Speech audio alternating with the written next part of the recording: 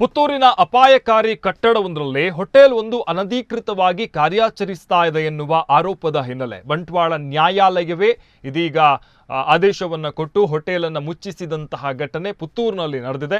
ಪುತ್ತೂರು ನಗರದ ಮಧ್ಯೆ ಕಾರ್ಯಾಚರಿಸ್ತಾ ಇದ್ದಂತಹ ಈ ಹೋಟೆಲ್ ವಿರುದ್ಧ ವ್ಯಕ್ತಿಯೊಬ್ಬರು ದೂರು ನೀಡಿದ ಹಿನ್ನೆಲೆಯಲ್ಲಿ ಬಂಟ್ವಾಳ ನ್ಯಾಯಾಲಯದ ರಿಸೀವರ್ ಈ ಪ್ರಕ್ರಿಯೆಯನ್ನು ನಡೆಸಿದ್ದು, ಅಪಾಯಕಾರಿ ಕಟ್ಟಡದಲ್ಲಿರುವ ಇತರ ಅಂಗಡಿಗಳ ಮೇಲೂ ಕೂಡ ಇದೇ ರೀತಿಯ ಕ್ರಮದ ಆತಂಕ ನಿರ್ಮಾಣ ಆಗಿದೆ. ಪುತ್ತೂರಿನ ಮಹಾಲಿಂಗೇಶ್ವರ ದೇವಸ್ಥಾನದ ಮುಂಭಾಗದಲ್ಲಿರುವಂತಹ ಕಟ್ಟಡ ಇವತ್ತೋ ನಾಳೆಯೂ ಕುಸಿಯುವ ಹಂತದಲ್ಲಿದೆ. ಈ ನಡುವೆಯೂ ಈ ಕಟ್ಟಡದಲ್ಲಿ 10ಕ್ಕೂ ಮಿಕ್ಕಿದ ಅಂಗಡಿಗಳು ಕಾರ್ಯಾಚರಿಸ್ತಾ ಇದ್ದು, ಈ ಅಂಗಡಿಗಳಲ್ಲಿ ನ್ಯಾಯಾಲಯದಿಂದ ತೆರವುಗೊಳಿಸಲ್ಪಟ್ಟ ಹೋಟೆಲ್ ಕೂಡ ಸೇರಿದ್ದು, ಹೋಟೆಲ್ ಅನಧಿಕೃತವಾಗಿ ಕಾರ್ಯಾಚರಿಸ್ತಾ ಇದೆ ಎನ್ನುವ ಆರೋಪದ ಹಿನ್ನೆಲೆಯಲ್ಲಿ ನ್ಯಾಯಾಲಯ ಈ ಆದೇಶವನ್ನು ಹೊರಡಿಸಿದೆ. ಈ ಕಟ್ಟಡ ಅಪಾಯಕಾರಿಯಾಗಿದೆ ಅಂತ ಪುತ್ತೂರು ನಗರಸಭೆ ಈಗಾಗಲೇ ಕಟ್ಟಡಕ್ಕೆ ಸಂಬಂಧಪಟ್ಟವರಿಗೆ ತೆರವುಗೊಳಿಸುವಂತೆ ಸೂಚನೆಯನ್ನು ಕೂಡ ನೀಡಿದೆ. ಆದರೂ ಕೂಡ ಇವರಿಗೆ ಕಟ್ಟಡವನ್ನು ತೆರವುಗೊಳಿಸಿಲ್ಲ.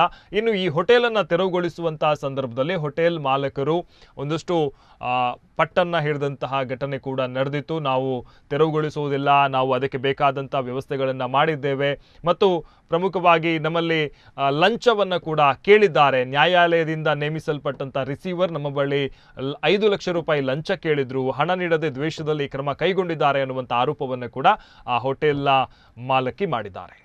ಏನು ನೋಟಿಸ್ ಇಲ್ಲದೆ ಏನು ಕಾನೂನು ಬಾಹಿರವಾಗಿ ನನ್ನನ್ನು ಇಲ್ಲಿಂದ ಹೊರಗೆ ಹಾಕಿದ್ದಾರೆ. ನಾನು 40 ವರ್ಷದಿಂದ ಇಲ್ಲಿ ಹೋಟೆಲ್ ಉದ್ಯಮ ನಡೆಸಿಕೊಂಡು ಬರ್ತೇನೆ.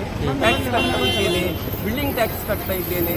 ಆದರೂ ನನಗೆ ಇದು ರಿಸೀವರ್ ನನಗೆ ಮತ್ತು ಅವರಿಗೆ ಯಾವ ತಮ್ಮ ಕೋರ್ಟಿನಿಂದ ನನಗೆ ಯಾವ ವ್ಯಾಜ್ಯ ಇಲ್ಲ.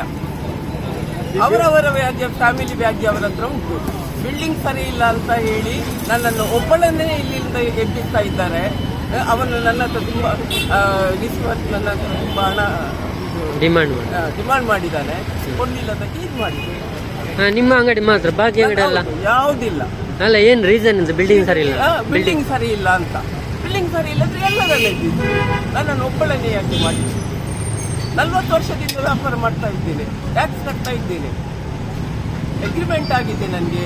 ಇಲ್ಲಿ ಇದು ನಟೋಜಿ ಕಲ್ಯಾಣ ಮಂಡಳಿಗೆ ನಮಗೆ ಬಂಟ್ವಾಳ ತಾಲೂಕು ಕೋರ್ಟಿನ ಆದೇಶ ಇದೆ, ಇದನ್ನು ಅನಧಿಕೃತವಾಗಿ ನಡೆಸ್ತಾ ಇದ್ದಾರೆ. ಆ ದೃಷ್ಟಿಯಲ್ಲಿ ಕೇಸ್ ಹಾಕಿದ್ರು. ಅದರ ಬೇಸ್ ಮೇಲೆ ನಾವೀಗ ಹೋಟೆಲ್ ಅನಧಿಕೃತವಾಗಿ ಬಿಲ್ಡಿಂಗ್ ಆ್ಯಕ್ಚುಲಿ ಹೋಟೆಲ್ ಹೆಸರಿಗೆ ಬಂದಿದೆ. ಹೋಟೆಲ್ ಹೆಸರಿಗೆ ಬಂದಿರೋ ಇದರಲ್ಲಿ ನಾವು ಅದನ್ನು ಬಂದ್ ಮಾಡಿದ್ದೀವಿ.